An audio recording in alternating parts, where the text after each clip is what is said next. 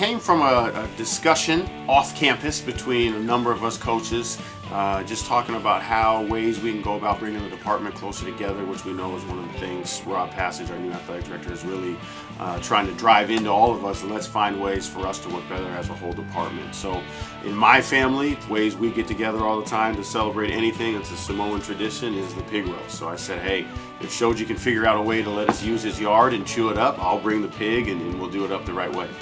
I was really excited about the idea. I think we get into a time, especially in the seasons where we're so competitive, we have so much work to do, that we see each other every day, and we interact, and we see each other's families, but we don't have a time to celebrate that togetherness and celebrate family within our department. And so, just a chance for us to get together and share some time. So it really does take 2 days, and it takes a small army of volunteers. That's probably the most fun, and where you get the most bonding is you spend so much time together. You have to dig the pit, measure it out. Well, we had a number of coaches that couldn't come to the Saturday event, so they came to the Friday night digging.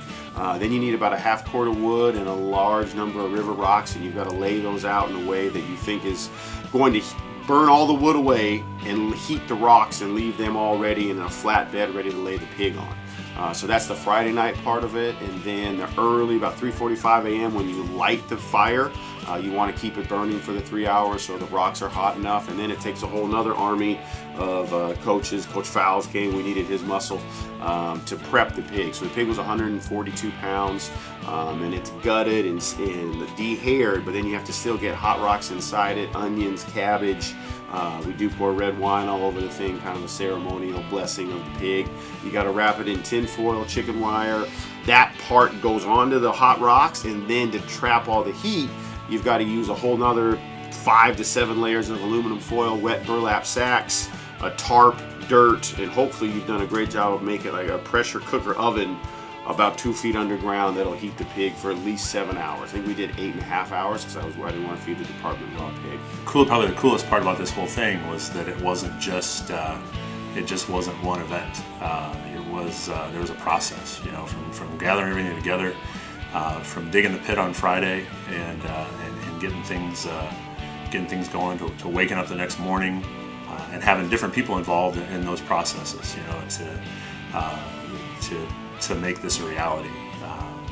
It was a total team effort, which is what we do on a daily basis. And so, if you're looking for a metaphor for what is coaching, what is athletics, this was probably a great example. I think the best part of the pig roast is when you bringing it out and everybody sees like what is going. It's a whole unveiling kind of atmosphere. So everybody that was there to help. It takes 5-6 people to get the pig out, and then as you're peeling the levels off, the kids, adults, people that haven't seen it before, you see the steam, then you get the smell. Then as we open the chicken wire and you actually see this enormous hog, some of the reaction is like, that's really a dead pig that they just cooked. But also as you start peeling the meat off and you can see, and then people start to get tastes, and that part's always the most fun. Friday night event when we were digging the pit and ended up around a bonfire just talking as coaches. Coach Peg was trying to figure out what's a way we can get this to start trending. How can we get people to know what we're doing? And she wanted to figure out what's the purpose of this, and obviously bringing the family together.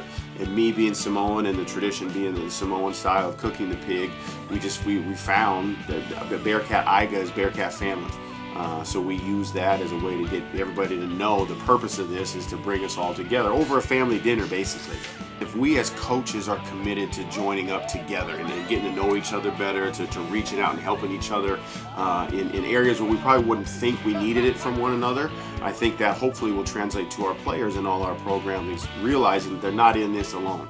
Yes, as the team, you get to go out on the basketball court, you get to go out on the soccer field specifically for your group, but the more of us that are there supporting you just on the stands or they're supporting you during the week, I think the more our Bearcat family in general will grow and be stronger. So as a coaching staff, we wanted to make sure we weren't just preaching that to our kids and not living it.